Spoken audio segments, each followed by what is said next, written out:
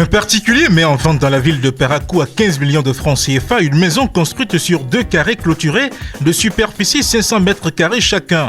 Le terrain est recasé sur le lot du lotissement du port sec de Ganon. C'est une maison composée de 2 boutiques, d'un magasin de type conteneur, de 2 chambres à coucher, d'un salon, d'une arrière-cour, d'une cuisine, plus douche. À l'intérieur, il y a un autre bâtiment de 5 portes, une chambre, un salon, une porte finie et 4 autres inachevés, ainsi que 8 battants de WC. La maison est située au quartier Bakpérou, premier arrondissement de Parakou, derrière les rails, entre une voie de 20 mètres et une autre de 12 mètres. Toutes les pièces nécessaires à la vente de la maison sont à jour. Contact pour plus de renseignements, plus 229 91 88 88 62. Chères téléspectatrices et téléspectateurs, suivez du lundi au vendredi à 13h sur Guérit TV Monde le commentaire du jour. C'est une rubrique dans laquelle le présentateur prend position sur des faits ou sujets d'intérêt, qu'ils soient relatifs au Bénin ou non. Entre dénonciation, approbation et suggestion, le commentaire du jour crée l'actualité, suscite les débats ou y contribue. Tapez www.guéritvmonde.bj pour nous suivre en direct. Guérit TV Monde, le leader des Web TV. Vous avez besoin d'un espace publicitaire pour faire connaître votre société ou vos produits? Seul Guérit TV Monde peut vous satisfaire. Pour tout renseignement, contactez le 00229 91 19 10 10. Guérit TV Monde, le leader des Web TV.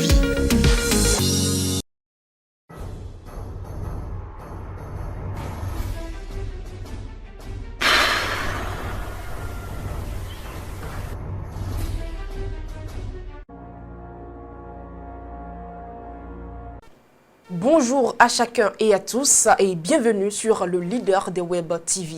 Dans le bulletin d'information du lundi 5 juin 2023, l'incident frontalier dans le secteur d'Akarabé dans la commune de Bassila dans le département de la Donga a suscité la réaction du ministre de l'Intérieur et de la Sécurité publique Alassane Seydou. Il a dans un communiqué de presse indiqué que le gouvernement a entrepris la réaffirmation de ses frontières avec les pays voisins. Charles Albandaoui nous en dit plus. Dans un communiqué rendu public par le ministère de l'Intérieur et de la Sécurité publique, il est indiqué qu'avec la République du Togo, les travaux ont abouti à la réaffirmation de la frontière à travers la construction de 243 bornes frontières principales, dont 24 bornes doubles et un projet de construction des bornes de densification conformément au procès verbal d'abornement franco-allemand du 20 octobre 1913. Ces travaux ont créé le basculement de localités de part et d'autre de la ligne frontière. L'équipe technique conjointe se prépare à rédiger la cartographie de la ligne frontière qui fera ressortir la position réelle des villages et hameaux par rapport à la ligne. Les localités situées à l'est de la ligne seront sous la souveraineté du Bénin et celles à l'ouest appartiendront au Togo. Avant ces travaux, la revendication d'un village ou hameau pour son appartenance à un pays ne saurait se faire par des acteurs frontaliers ni les populations vivant dans les zones frontalières ne maîtrisant pas la ligne frontière. Seule la commission mixte paritaire bénino-togolaise de délimitation de la frontière est compétente en la matière. Et dans le cadre du concours de recrutement militaire spécial pour le compte de l'année 2023, il sera procédé dans la période du vendredi 9 au dimanche 11 juin 2023 à la sélection de jeunes filles et de jeunes gens âgés de 18 à 30 ans préalablement enregistrés lors de la phase d'inscription. Cette sélection se déroulera dans les chefs-lieux des 12 départements et consistera en une course à pied sur une distance de 6 km pour les filles et 8 km pour les garçons.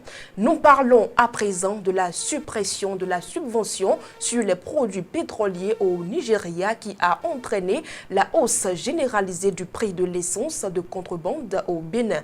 Mais le prix des produits pétroliers n'a pas bougé dans nos stations, a déclaré le porte-parole du gouvernement Wilfried Léandre Roubedi au cours d'une sortie médiatique tenue ce vendredi 2 juin 2023. Dans cet élément, Evelyne Dessau nous fait part des explications du porte-parole du gouvernement.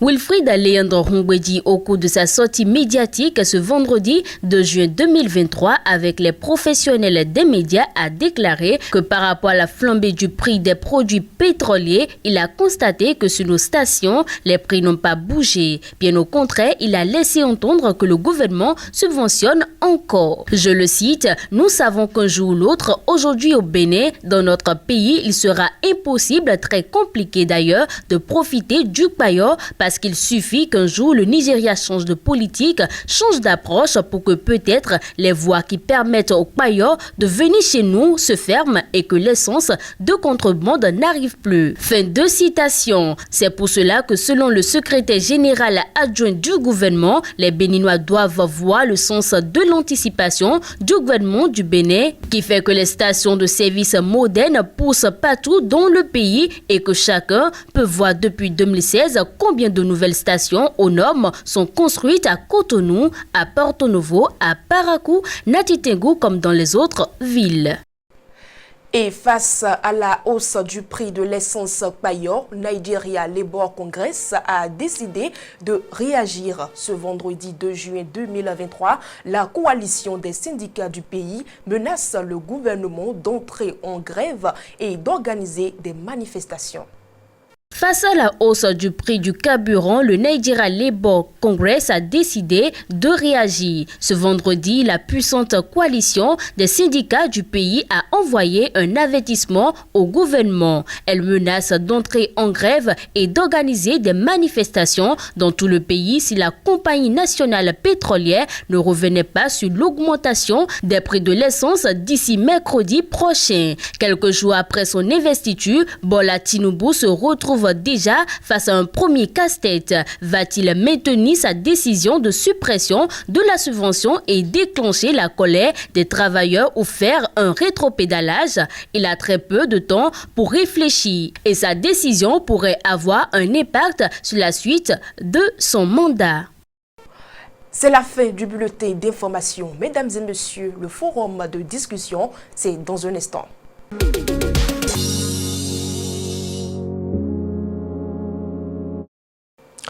Nous recevons pour vous ce matin dans le forum de discussion du lundi 5 juin 2023 Charles Alban Daoui. Charles Alban Daoui, bonjour. Bonjour Latifat Kaweno.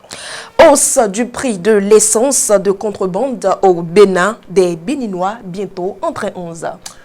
Oui, naturellement, vous savez, quand on parle de train 11 ici au Bénin, c'est pour faire allusion à la marche, parce que oui, on marche avec les deux pieds et chacun des pieds représente voilà, la lettre, le chiffre 1 et les deux font donc le fameux train 11 dont nous sommes en train de parler. Effectivement, avec cette hausse du prix de l'essence de contrebande, c'est-à-dire l'essence que nous achetons au bord des voies, des Béninois peuvent se retrouver donc à marcher, à laisser donc tomber leur moto. Pas forcément parce qu'ils n'auront pas les moyens d'acheter de l'essence, mais parce qu'ils n'auront pas peut-être accès à l'essence comme ils l'auraient voulu.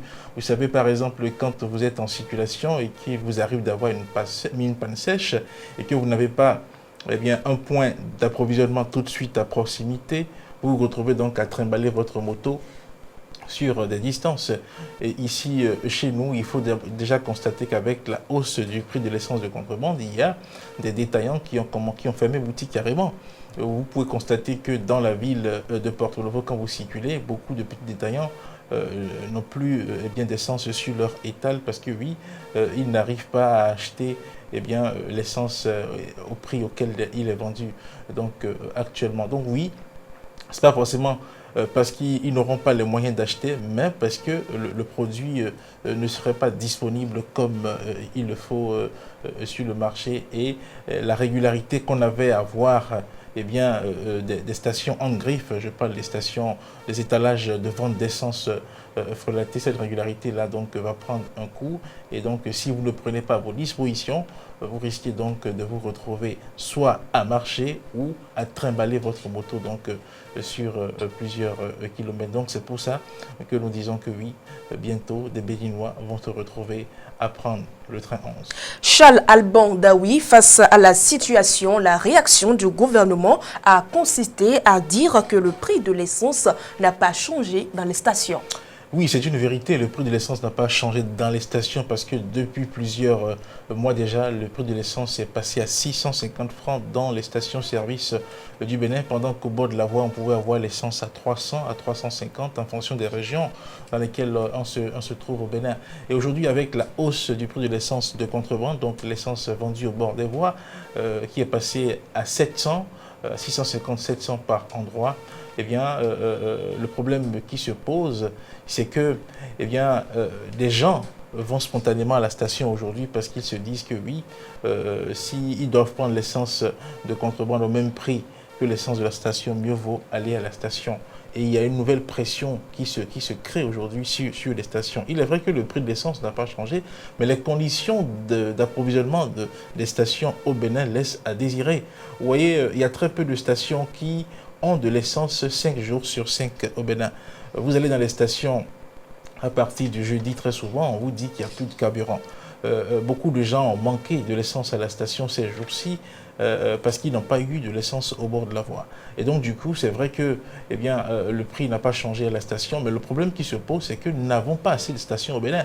Il est vrai que depuis quelques années, il y a une politique de construction de nouvelles stations qui est en cours, c'est vrai, mais le gap, le temps qu'on a passé à développer cette politique-là fait qu'aujourd'hui, il y a un problème qui se pose.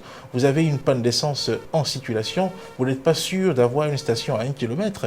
Et donc, si à cela doit s'ajouter le fait que l'essence au bord de la voie manque encore, vous voyez que ça devient un calvaire donc, pour les populations. Donc, il est vrai que l'essence n'a pas changé de prix à la station, mais les stations n'ont pas la capacité d'approvisionner eh bien, la demande qui se crée aujourd'hui en raison de la hausse du prix de l'essence au bord de la voie. Il faut donc que les stations revoient leur approvisionnement. Il faut que nos stations cherchent les moyens de s'approvisionner en grande quantité de carburant pour pouvoir satisfaire la demande. Et l'autre chose aussi, c'est les moments d'attente dans les stations. Vous passez des heures pour prendre quelques litres d'essence. Vous voyez, c'est pour dire que le carburant constitue un élément capital dans la mobilité des citoyens, dans l'accomplissement des tâches au quotidien dans notre pays. Donc du coup, quand le carburant prend un coup, le carburant est en difficulté, vous sentez tout de suite cela sur les citoyens. Il est bien que le gouvernement avance cette raison, mais il faut que l'on travaille à construire vraiment, à inciter les Béninois à investir dans la construction de stations-service, de sorte qu'on puisse en avoir suffisamment pour quand même combler les demandes en termes d'essence, en termes de carburant qui s'expriment sur le marché. Sinon que, eh bien voilà, nous allons connaître des situations de vie difficiles, tout simplement parce que oui, au Nigeria, on a décidé de supprimer eh bien, la subvention accordée au carburant de l'autre côté. Donc le gouvernement a encore du pain sur la planche sur ce chantier-là. Et c'est encore une situation en grippe de crise qui se crée puisque ce n'était pas attendu. Le gouvernement va devoir prendre le taureau par les cornes pour pouvoir permettre aux citoyens de souffler un tout petit peu. Merci à vous, Charles Alban Daoui. C'est bon. Mesdames et messieurs, c'est déjà la fin du forum de discussion. L'instant d'humour, c'est tout de suite.